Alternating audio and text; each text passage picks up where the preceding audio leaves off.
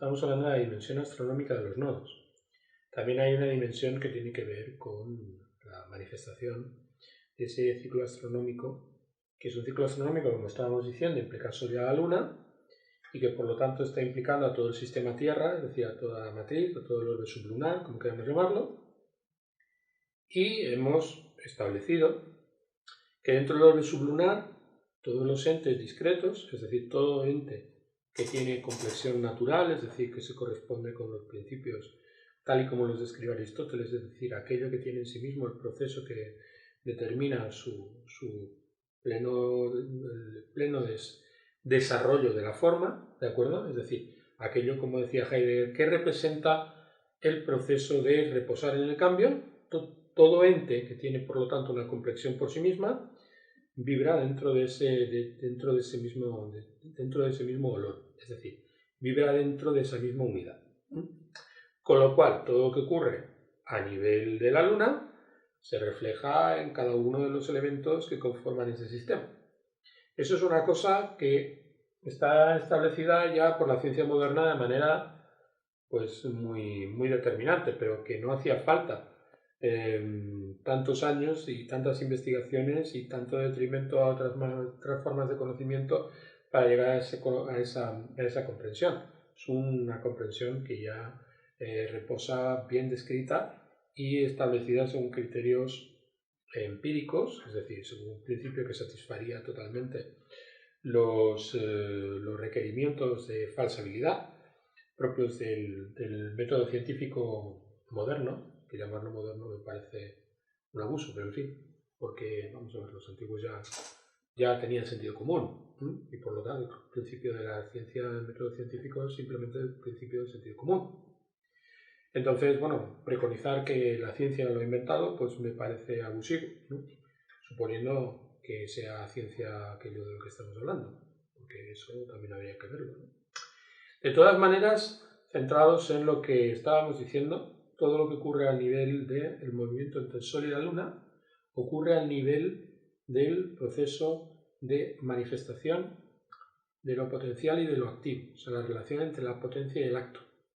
Y por lo tanto, en el seno de cualquier ente natural se produce un proceso de transformación en el cual está operando una dimensión, que es la dimensión de aquello, el patrón que está establecido en el núcleo íntimo del ente natural, se desarrolla. Entonces, evidentemente, todo lo que ocurre a nivel del orbe sublunar como sistema resuena con cada uno de los elementos que tienen una complexión dentro de ese sistema. Entonces, la interacción que tiene el ciclo de los nodos en el individuo se corresponde dentro del gráfico, se corresponde dentro del gráfico natal con los puntos nodales. Los puntos nodales, y ese factor hay que tenerlo en cuenta, son puntos que interesan una fase zodiacal, es decir, interesan un signo. Están vinculados a lo que representa una fase determinada en el proceso estacionario. Y en cada carta, ese signo, o sea, el nodo o el signo en el que se encuentra el nodo, pues está orientado hacia un área específica. En relación a los ángulos, que son el medio cielo, el ascendente, el descendente y el fondo de cielo, que son las 4 casas cósmicas. Entonces, la condición de los nodos establece 2 puntos vorticiales en la carta del individuo. Por un lado, el punto del nodo norte, que es un punto absorbente, que es un punto en el cual la persona experimenta un agujero que es necesario llenar. Ese agujero que es necesario llenar es, por decirlo así, hacia donde va el anhelo, o mejor dicho, yo para explicarlo siempre me refiero al término falta, ¿no? Falta. Hay que entender que lo que está vinculado a los nodos es la condición de la falta. La falta en un sentido, si lo queremos, incluso hasta ético, ¿no? O sea, ¿dónde está, qué es lo que significan los nodos? La relación del sistema con la falta, con la mengua. Es decir, es el punto en el cual hay un elemento que es necesario ser llenado. Y eso se corresponde con lo que estábamos hablando cuando veíamos interpretado el toroide del vórtice, ¿no? Nosotros estamos viendo que hay un punto en el cual se produce una absorción y un punto en el que se produce una dispersión. El nodo norte representa ese punto en el cual hay absorción, es decir, es un agujero que yo necesito colmar. Mientras que el nodo sur es un agujero, ¿de acuerdo? Mejor dicho, es un surtidor en el cual lo que yo he absorbido por un lado se disipa dentro de todo el sistema. Con lo cual tenemos un canal de absorción. Para describirlo podemos imaginarlo viendo una bañera, ¿no? O sea, nosotros tiramos el tapón de la bañera y en ese momento pues, el agua pues, describe una espiral, esa espiral se cuela por el agujero. Y nosotros podemos imaginar pues, una espiral en el sentido inverso, ¿de acuerdo? Estableciendo pues, el agua cómo se cuela por el otro lado, es decir, cómo vuelve, ¿de acuerdo? Cómo se distribuye a través de un eje torsional que está en el centro de este eje. El centro del sistema del individuo, lo que representa el nodo norte, es ese lugar en el cual yo experimento la falta, es decir, por donde se cuela toda la energía dentro del sistema a través de lo que representa básicamente el movimiento de la luz. Entonces, cuando nosotros estamos viendo los nodos, cuando encontramos, por ejemplo, el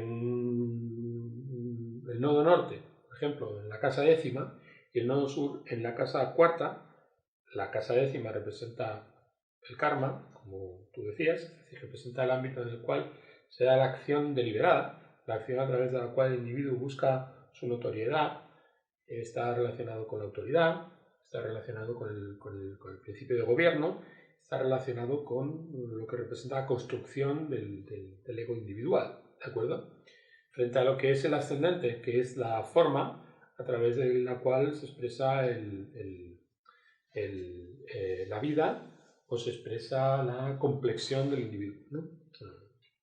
Sería un poco largo explicar las diferentes connotaciones, pero si por ejemplo nosotros estamos viendo el nodo norte en ese espacio, esa persona donde experimenta el anhelo, donde experimenta esa falta, donde experimenta ese agujero, es decir, por donde se va a colar toda su energía, por el 19. Todo lo que esa persona logre en el 10º lugar significará una pérdida en el cuarto, que es el punto contrario. Es decir, todo lo que de alguna manera apunta hacia la décima se dispersa o se disuelve o se diluye, ¿de acuerdo?, en la cuarta. No podemos entender, por lo tanto, el nodo norte sin entender el nodo sur. El nodo norte nos indica aquel punto hacia donde todas las energías dentro del marco de ese sistema, dentro del marco del sistema, que hay que entender que la carta, teníamos una conversación antes y decíamos pues que la complexión del individuo se corresponde con su dimensión genotípica y fenotípica, es decir, genoma, aquello que se corresponde con lo congénito, y fenotípica, lo que se corresponde con la fenomenología o la manifestación, ¿vale? Y en el ámbito de fenotípico pues nos encontramos con las limitaciones del medio. Y dentro del ámbito de las limitaciones del medio nos encontramos con una secuencia de condicionamiento. Bueno, pues esa secuencia de condicionamiento es lo que se describe dentro del ámbito de la carta en relación al momento del nacimiento, que es muy interesante de tratar, porque en el fondo hay una dimensión conceptual pues muy interesante y muy importante de tener clara si se quiere comprender aquello de lo que estamos hablando cuando hablamos de astrología holoscópica, ¿vale? Entonces, cuando nosotros estamos viendo el nodo norte, estamos viendo precisamente ese espacio, ese lugar a donde yo voy. Y el nodo sur es más bien el lugar a donde yo, es un lugar de déjà vu, es decir, es un lugar donde yo ya he estado, ¿de acuerdo? Y hasta cierto punto lo que representa el nodo sur es disipación y lo que representa el nodo norte es concentración, ¿vale? Concentración. Y hasta cierto punto es donde experimentamos la falta. En ese sentido se ha dicho, y en el ámbito de la tradición, la teoría de los nodos pues es uno de los puntos pues, más complicados y más difíciles de definir, ¿no? De hecho, los antiguos tienen visiones divergentes en cuanto a lo que representan los nodos. Desde mi humilde punto de vista, y después de confrontar pues, conocimiento de muchos de ellos y de tratar de manejar pues lo que es su cosmología, pues me he ido formando con un criterio acerca de lo que representan los nodos.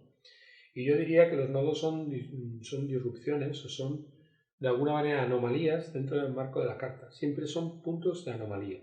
Al hablar de anomalía quiero decir, son puntos en los cuales lo que se encuentra en ese lugar necesariamente aparece distorsionado, ya sea distorsionado en cuanto a la dilución, es decir, en cuanto a la disolución, como distorsionado en cuanto al acento que ponemos en lo que representa el lugar en donde encontramos el nodo norte.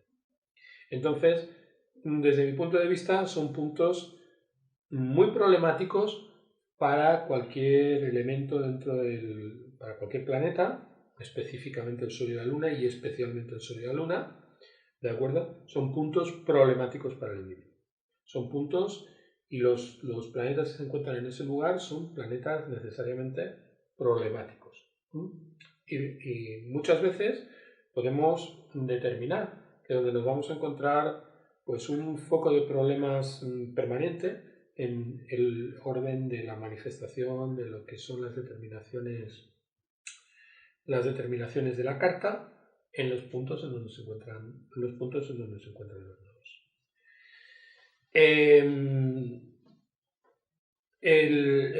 Y eso lo apreciamos y lo vemos muy marcadamente. Estábamos comentando antes que el nodo norte representa el lugar donde yo tengo que ir y el nodo sur el lugar que representa mi zona de confort, ¿no? Eso no es exactamente así.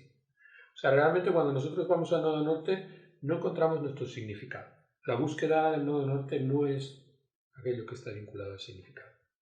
Es aquello que está vinculado a lo que yo experimento como falta. De la misma manera que el nodo sur no implica necesariamente algo que ya haya sido vivido o algo que haya sido ya masticado, sino que representa un punto que es un punto importante en cuanto a lo que representa la disolución de nuestras intenciones respecto a lo que representa el nodo norte.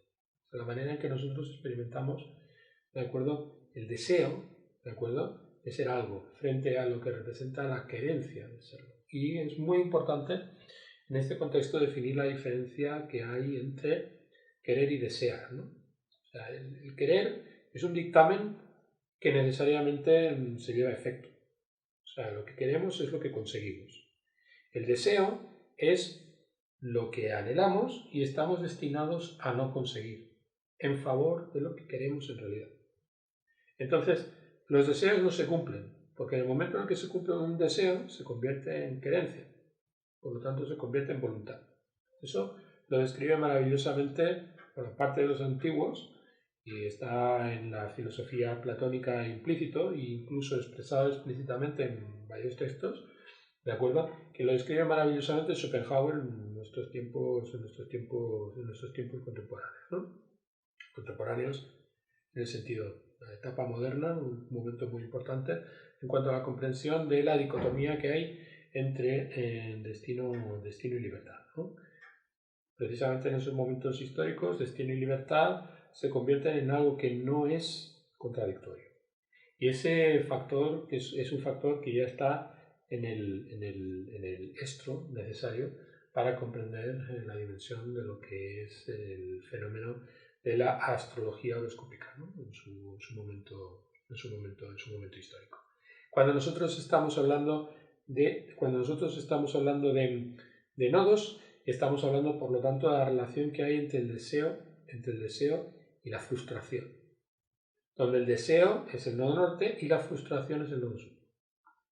Y como el deseo conlleva necesariamente frustración, no se puede entender el nodo norte sin el nodo sur. Y eso es lo que se articula luego dentro del marco de la carta, en un sentido general, cuando nosotros auscultamos lo que está implicado dentro de los cuatro ejes cardinales, es decir, de los cuatro puntos cósmicos, ¿de acuerdo? Que allí sí es donde encontramos realmente hacia dónde apunta la acción deliberada del individuo. Es decir, aquello por lo que el individuo ha de ser juzgado, eso es lo que representa la casa décima. Aquello por lo que al individuo se le van a pedir cuentas es aquello que representa la casa décima. Mientras que aquello que el individuo atesora como fruto en su proceso de liberación del destino está implicado en la casa novena. Por eso, en el paralelismo entre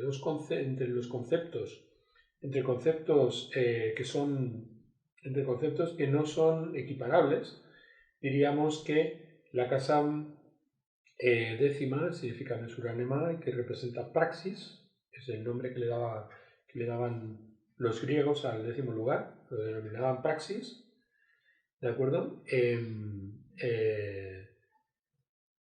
Lo que representa la casa décima estaría vinculado a ese propósito deliberado, y lo que representa la casa novena es toda la riqueza, ¿de acuerdo? Que a través de la desencarnación, en el proceso de acción o de liberación del karma, pues se precipita en forma de dharma, ¿de acuerdo? Con lo cual eso está implicado y necesariamente debe ser comprendido a través de lo que está relacionado con el 11.º lugar, que es el que en términos griegos se denominaba la casa del buen espíritu, la casa del buen daimon, ¿no? Quiere decirse que la acción del buen daimon es la que genera ese proceso, también se ha denominado Dorian Gieser Greenbaum, por ejemplo, la maravillosa estudiosa de los tiempos antiguos que hizo un texto maravilloso acerca del daimon, nos indica que se puede asociar al ángel guardián.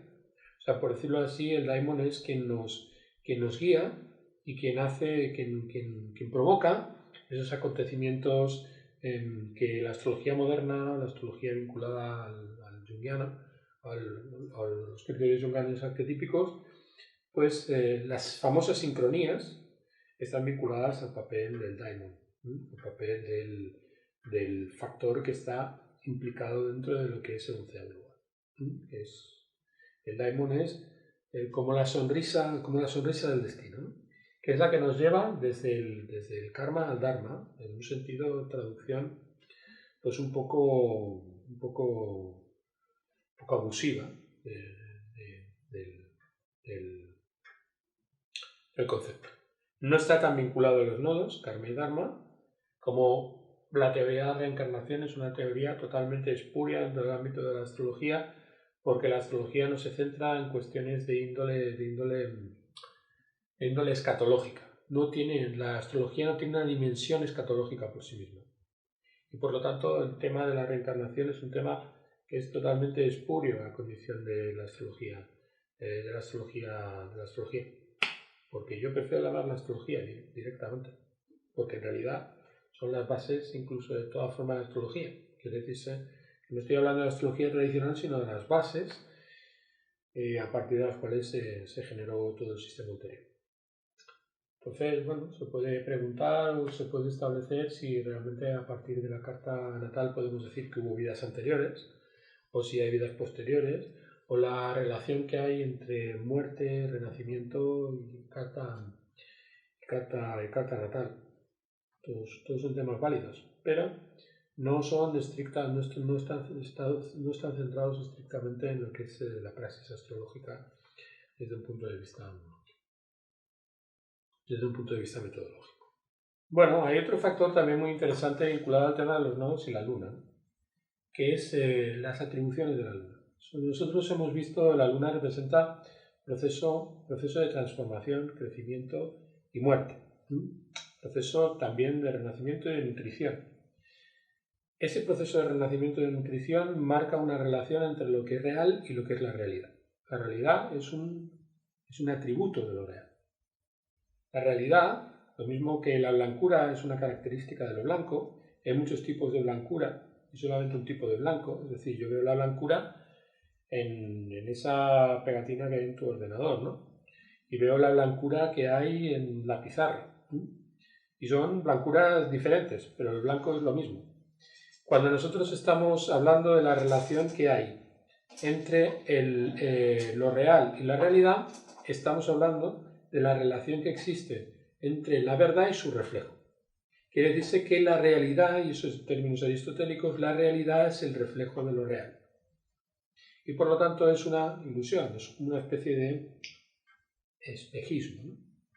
Entonces, la función de la luna es una función puramente refleja, es una función puramente reflexiva, no implica necesariamente pasividad. Quiere decirse que cuando nosotros estamos hablando de la luna, estamos hablando de una función activa. Esa función activa, como maravillosamente explica, por ejemplo, Henry Corbin en sus maravillosos tratados acerca de la luz, habla de la luna y habla del alma, y habla de la imaginación activa. La imaginación activa es un proceso que tiene que ver con nuestra matriz. o lo que los árabes denominan la fitra, que es el instinto humano, que es esa chispa divina, de acuerdo, que alienta dentro de todos nosotros, que establece esos principios que están vinculados dentro del ámbito de la astrología antigua a lo que representa el alma, que es el factor mental, que determina la aparición de lo que nosotros estamos viendo. La aparición de lo que nosotros estamos viendo, todo lo que nosotros estamos viendo, es una función lunar, es una función refleja, es la manera en que reflejamos lo real y la manera en que eso real se manifiesta. Yo no veo eso. Lo que percibo en realidad es una interpretación. Yo no soy capaz de ver lo que es real. Es como indica Kant, la diferencia que hay entre el noumeno y el fenómeno. Yo puedo ver lo que las cosas aparecen, no lo que las cosas son en sí mismas. Puedo ver lo que algo es para mí o para sí, pero no en sí mismo. Y ese factor es un factor cardinal para entender lo que representa la luna. Con lo cual la luna representa 3 factores fundamentales y cuando lo veamos nos daremos cuenta hasta qué punto la luna significa los apegos, ¿no? O sea, lo que el ser humano siente con mayor angustia que no desea perder, de hecho, lo que está vinculado a la muerte, es decir, lo que para nosotros equivale a la muerte, es la pérdida de la memoria, la pérdida de la percepción y la pérdida de la capacidad de imaginar. Son esos elementos sin los cuales el ser humano considera que no está vivo. Es decir, la pérdida de cualquiera de estos 3 atributos equivale a la pérdida de los otros 2. O sea, cuando yo pierdo la imaginación, pierdo la capacidad de recordar y pierdo también la capacidad de percibir. Porque la imaginación es una función correlativa al acto de percepción. Cuando yo percibo algo es directamente porque lo he imaginado. Y es un proceso sintético y es un proceso que se da siempre frente al cual nuestra comprensión de lo que estamos sintiendo es póstuma. Es decir, yo por ejemplo estoy viendo la cámara, pero yo no estoy viendo la cámara, estoy recordando la cámara. Ver la cámara es recordarla. Es una continua actualización de algo que ya no existe, de algo que ya no está. Con lo cual lo que representa la luna es precisamente eso, y esa es la relación que tiene la luna con la muerte. Porque todo lo que percibimos, de la misma manera que todo lo que recordamos, de la misma manera que aquello que proyectamos en forma de imaginación, todo está muerto ya. Pero es algo que nace de la vida. Y ese punto que nace de la vida, esa vida inefable, ese tabernáculo del reflejo, como dice Fernando Raúl maravillosamente, el tabernáculo del reflejo, el crisol donde eso se produce, es lo que representa la luna. Entonces, respecto de lo que estábamos hablando, por lo tanto, la luna, para empezar, es la manera en que nosotros sentimos, la manera en que nosotros, ese sentir se divide en tres, podemos diferenciarlo en tres dimensiones, ¿no? La dimensión de la memoria, la dimensión de la percepción y la dimensión de la imaginación. Todo lo que vemos es imaginario, es decir, procede de la imaginación. Y una imagen es imagen porque ha sido imaginada, y porque ha sido imaginada por el sujeto. Hay que entender que el sujeto en este marco, y en el marco del pensamiento antiguo, el sujeto es el subjectum, es decir, lo que subyace, el sustrato. Quiere decirse que el sujeto es lo contrario de lo que en términos modernos se denomina. O sea, el sujeto no es yo no soy sujeto, yo no soy sujeto. Yo soy un objeto, es decir, yo soy una realidad. El subjectum, lo que subyace, es lo que es por debajo de la realidad, es decir, lo real. Y ese detalle es muy importante. Entonces, cuando nosotros estamos entendiendo la luna es un reservorio de estímulos. Y ese reservorio de estímulos es un reservorio global. Es, por decirlo de alguna manera, el reservorio global de todas las experiencias evolutivas, todas las experiencias desarrolladas a lo largo de la vida por todos los elementos que han interactuado, porque no es una interacción de fuera a dentro, es también una interacción de dentro a fuera. En línea, lo que estábamos comentando acerca de los nodos, es una relación de intercambio. O sea, la luna me nutre y a través de mi manera de reaccionar yo interfiero con la luna. Es un proceso de intercepción. De la misma manera que ella me nutre, yo interfiero. Y ese proceso de interferencia genera más información, una información que se disipa dentro de todo el sistema. Con lo cual, aquello en lo que se convierte la luna, como muy bien decía Gurdjieff, ¿de acuerdo? La luna es la memoria de los muertos. La luna es la memoria de los muertos. Eso quiere decir que todo aquello que ha sido experimentado, vivido, sentido, queda dentro de todo ese sistema establecido en una especie de campo magnético, es decir, un disco, ¿de acuerdo? Rígido, como el del ordenador, es decir, un disco magnético. Entonces, ese reservorio es un reservorio al acceso, ¿de acuerdo?, de cualquiera que tenga la clave para interpretar. Muy bien, quiere decirse que todo lo que se ha condensado allí, todas las memorias de todos los seres vivos, incluso todos los seres muertos, de todos los entes naturales, están condensados, ¿de acuerdo?, dentro de ese sistema que está girando continuamente, ese sistema de la Luna. En ese ámbito, yo vibro con ese sistema. Entonces, ¿qué es lo que determina el que una determinada memoria acceda a mí? ¿La memoria es memoria personal o es memoria colectiva? No existe la memoria personal. Es simplemente un acontecimiento, un estímulo, determina que en cada momento yo voy a ser provisto de el estímulo, ¿de acuerdo? Va a generar necesariamente una respuesta, es una respuesta necesaria. Y esa respuesta necesaria irá tanto tiempo como necesite en el pasado para encontrar la combinación de elementos que vibren con lo que yo estoy experimentando en ese momento. No hay límites en ese aspecto. Quiere decirse que yo tengo acceso a todo lo que tiene que ver con la Luna siempre y cuando el medio me estimule de manera adecuada para que eso se manifieste. Con lo cual, desde el punto de vista de ese sistema, que es el sistema descrito por Alkin en el Tratado sobre los Rayos Estelares, la condición del alma es una condición de interacción con la totalidad de lo vivido. El estímulo, la naturaleza del estímulo, es lo que determina que yo acceda o no acceda a un caudal u otro, a un elemento u otro dentro de ese continuo en cuanto a lo que representan las memorias. Y por lo tanto, el acceso es completo. Cuando nosotros estamos hablando de vidas anteriores, existe la posibilidad, evidentemente, de vibrar con vidas anteriores. Porque en realidad, cuando tú, por ejemplo, estás recordando el primer polvo que echaste, estás viviendo una vida anterior. Es decir, estás viviendo algo que no viviste tú, sino que vivió la Luna por ti. Y el estímulo que genera este momento hace que en el instante presente experimentes eso como si eso fuera tuyo. Como si eso fuera tuyo. Pero no es tuyo, es de todos.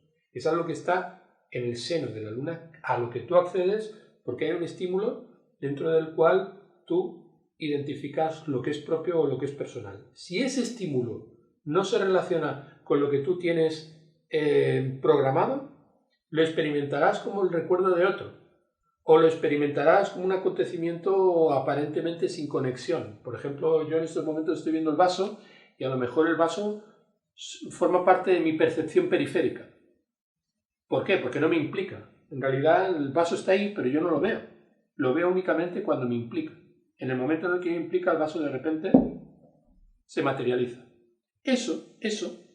Ese darse por aludido por la percepción es lo que representa, y evidentemente yo no interpreto el vaso como si fuera yo interpreto el vaso como si fuera otra cosa. Cuando estamos hablando de memoria asociada al ego, estamos hablando de una memoria en la que yo me creo el vaso. Es decir, me creo la persona que cardó en ese momento determinado con una mujer. ¿Se entiende? O sea, en realidad, eso que yo estoy evocando es como la imagen del vaso. Y ese detalle es muy importante tenerlo en cuenta porque hasta cierto punto nosotros no es que tengamos una línea de vidas, no es que nosotros tengamos una línea de vidas autónomas, no es que sea una sucesión de egos buscando un proceso de liberación, de liberarse. No. Eso es totalmente ajeno a lo que es la comprensión tradicional de la palingenesia o de la metempsicosis. Palingenesia, metempsicosis y reencarnación son conceptos diferentes, ¿de acuerdo? Pero el concepto de reencarnación es claramente espurio dentro del ámbito de la tradición. Es un fenómeno moderno que se da en tiempos muy recientes y que no se corresponde con el verdadero sentido de la palingenesia y la metempsicosis, que está dentro del orden de lo que es la gnoseología o la comprensión de lo trascendental de parte del pensamiento antiguo, específicamente el pensamiento antiguo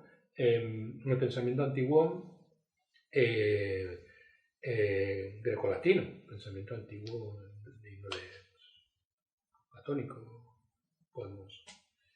pensamiento antiguo griego. Entonces, desde ese punto de vista, cuando nosotros estamos hablando de la dialéctica de los nodos, cuando nosotros nos estamos relacionando con el nodo sur, encontramos muchas adherencias, muchos elementos residuales que se corresponden con la experiencia de lo vivido en el nodo norte. Eso quiere decir que como en el nodo norte yo experimento una falta total de estímulo, o sea, en el sentido de que es un espacio en el que yo lo que siento es el vértigo de estar hundiéndome, y por lo tanto es un lugar. Una manera muy clara, por ejemplo, de entender lo que es el nodo norte es la llaga en la parte interna del carrillo. A mí se me hace una llaga en la parte interna del carrillo y estoy continuamente hurgándomela. Lo cual es absurdo, porque cuanto más me la hurgo, menos voy a conseguir que cicatrice. Es decir, me la estoy hurgando porque de alguna manera hay algo que me empuja a hacerlo. Es como un vacío, es como una pulsión de muerte. Eso es lo que se da dentro del nodo norte. Los efectos de estarme hurgando la llaga en el interior del carrillo es el nodo sur. Es decir, es el aumento de la llaga, la gangrena de la llaga. La gangrena por el hecho de estar hurgando continuamente en ella. Con lo cual, no hay nada liberador en el nodo norte, porque el nodo norte implica la búsqueda de algo que deseo. Ni tampoco hay nada que sea malo en el nodo sur en el sentido o adverso en el nodo sur o disruptivo en el nodo sur en el sentido de que son las consecuencias necesarias del estar sometido a la tiranía del deseo. Y en el ámbito de la tiranía del deseo es como si la luna, ¿de acuerdo?, entrara en una fase o en un elemento de dispersión, en donde no tiene muy claro exactamente qué es lo que me debe aportar. Es como si estuviéramos hablando de una especie de buffet libre, ¿no?, en el cual vemos acontecimientos dispersos de vidas no vividas por mí, pero que vibran conmigo y que tengo tendencia a asimilar como un espejismo a lo que es la dispersión del momento presente. Porque hay que tener en cuenta que el gran problema que tiene el individuo es precisamente que se considera individuo, es decir, se considera solo, se distancia del entorno, es incapaz de vivir en el instante presente. En el instante presente sería ese punto en el cual uno vive en conexión con lo real y pierde el sentido de la realidad. Es decir, en ese proceso de atención plena en el que el individuo se convierte en factor activo o su imaginación activa se convierte en imaginación creativa. Es decir, cuando yo estoy tan concentrado hablando o diciendo todas estas cosas que no soy consciente de cómo se van articulando mis palabras, sino que simplemente se dan y fluyen sin que yo tenga que hacer ningún esfuerzo. ¿Eso por qué se da? Eso se da porque yo entro en fase con esa conciencia universal. Entonces, como me centro totalmente en el instante presente, rápidamente no tengo que preocuparme, la información fluye por sí misma, no tengo que hacer ningún esfuerzo. Dejar de hacer el esfuerzo implica que surja lo que tiene que surgir, que aparezca lo que tenga que aparecer, porque estoy viviendo en el momento presente. Eso es cuando la luna está funcionando en su nivel de mayor prestación. Cuando el individuo está haciendo precisamente o está conectando, ¿de acuerdo?, con esa dimensión lunar, con la luna. Y la luna, entenderla en la carta, implica necesariamente comprender que todo lo que está implicado por el movimiento de los planetas es extralunar y por lo tanto es ajeno a la vida. El único vínculo que yo tengo con lo que pasa afuera es a través de quien gobierna dentro. Y quien gobierna dentro es la realidad. Es decir, el efecto de la luz vibrante a través del medio potencial que genera la manifestación corpórea. Porque yo estoy hecho de luz. Es decir, yo estoy hecho de vibración. La luna es mi propio cuerpo. Es mi propio cuerpo en su dimensión tetrádica, es decir, en sus 4 dimensiones. Dimensión terrenal, es decir, sólida, líquida, gaseosa y radiante. Y soy eso. soy un campo análogo al campo de la Tierra del que yo conformo. Con lo cual, cuando nosotros estamos hablando de reminiscencia, que es un concepto platónico, cuando estamos hablando de reminiscencia, estamos hablando del vínculo del individuo con la totalidad de lo vivido y la conformación del individuo en su complexión, ¿no? Como decía Hegel, ¿de acuerdo? Es el universal concreto. Es decir, el hombre se vuelve concreto en lo universal. Lo universal se plasma en el hombre. Y eso pues tiene que ver con la idea platónica y el concepto de la teoría de las formas, que está en la República explicado de manera amplia en el Fedro o en el Fedón. Eso está en la universidad. Nosotros no necesitamos ser outsiders y estudiar astrología de acuerdo en círculos alternativos. Eso lo podemos aprender tranquilamente en nuestras aulas porque conforma nuestra herencia. O sea, es nuestra herencia. La astrología es lo que nos aporta la tradición, es nuestra herencia, algo a lo que no debíamos bajo ningún concepto renunciar. Y algo que necesariamente no nos va a hacer viejunos, sino que nos va a dar una dimensión moderna realmente. Realmente un hombre es moderno cuando asume el reto de lo clásico, del clasicismo. ¿Cuándo llega el romanticismo? El romanticismo es una manifestación de la Ilustración. ¿Y se da cuándo? Cuando el hombre se atreve a ser clásico.